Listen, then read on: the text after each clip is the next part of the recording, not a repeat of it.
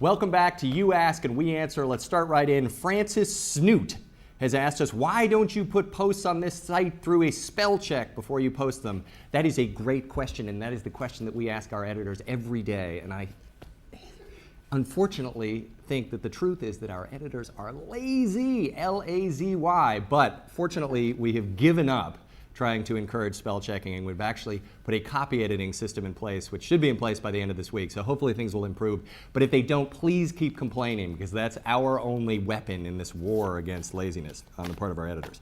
Why is Tim Armstrong, the CEO of AOL, also going to be the chairman of the board, in addition to the CEO? In my opinion, and this is Gordon speaking, chairman should always be an outside director to minimize shenanigans. Usually I would agree with that. In this case, AOL has a lot bigger problems to worry about than whether Tim Armstrong is also the chairman of the company. They have to really just retool the business. But in any event, yes, probably would have been a good idea. I think the other issue is that AOL has elected a very safe board, pretty boring actually, but probably decent governance in place, so I wouldn't worry about that. What I would worry about is how AOL gets out and rebuilds its business. With regard to former Goldman Sachs alumni literally taking over the government and our financial system, what can be done to extricate them? That is a tough question from LERT. I don't know the answer. I think the answer is we've got to hire some people from Morgan Stanley, and I say that seriously. We've got to hire from elsewhere in the economy, but I don't see how you're ever going to fully eliminate this Washington-Goldman corridor that is developed. I think what actually is a lot more important is to put in provisions where taxpayers simply do not have to come to the rescue of Goldman, Morgan, and all the other firms. And the simple solution there, in my opinion, is to not just not have firms that are too big to fail, but to construct ways to allow them to fail without destroying the system. And this, I think, is actually relatively easy to do by putting in a system whereby their debt converts to equity if they get to a point where their capital is low enough. We can set that up now. You can then not have such an issue that we had, which is obviously a huge moral hazard, but I don't know how we're going to get away from Goldman Sachs actually being great training for the government. If people can buy affordable health insurance that is not tied to the workplace, will that spur innovation and entrepreneurs in America? I don't know if it spurs innovation and entrepreneurs, but I think it's a great idea. You go back in history, why is it that employers are supposed to pay for health care, and any company that doesn't offer health care is a greedy company that isn't looking out for its employees? That's because after World War II, when we got into wage controls, companies wanted to figure out some way of paying people more without actually raising their salary, and that went to benefits. They started offering health care, and there we went. That is sort of a silly system, I think, and ultimately it would be nice to de-link employers and health care, put it onto the government, put it somewhere, but change the current system. And yes, hopefully that would free up capacity for people to be more entrepreneurial and so forth. Because one problem with being an entrepreneur or a sole practitioner or a freelancer or anything like that is that you don't have any health care.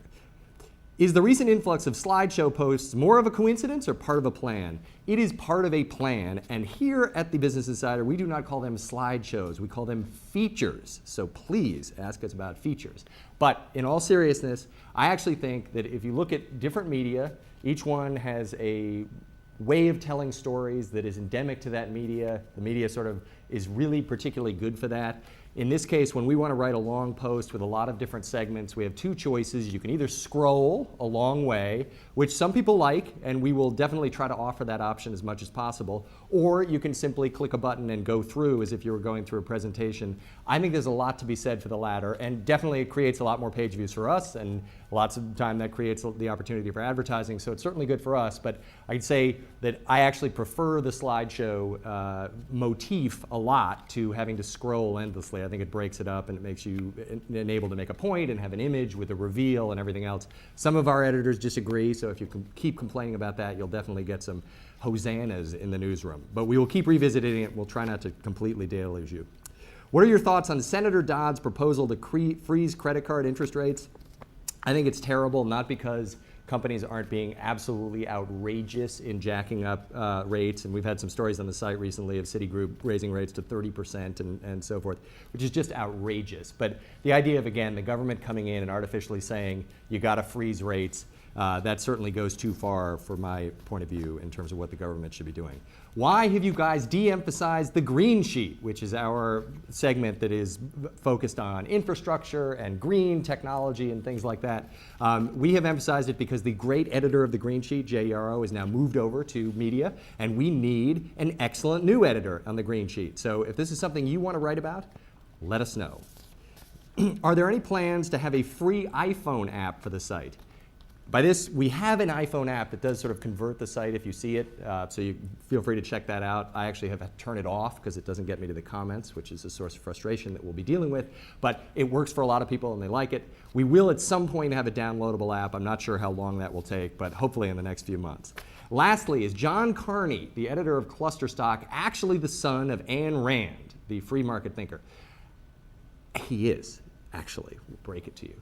And sort of by proof, the free market thinking of John Carney, if you've read his stuff, this probably sort of reflects some of what you've seen on the site and some of his more free-for-all posts. But yes, he definitely does have a free market bent to him. We have a lot more questions on the site that we didn't get to, and we will try to answer some of those. And in future segments, we'll be breaking these up into 2 segments, one for SAI and one for the financial world.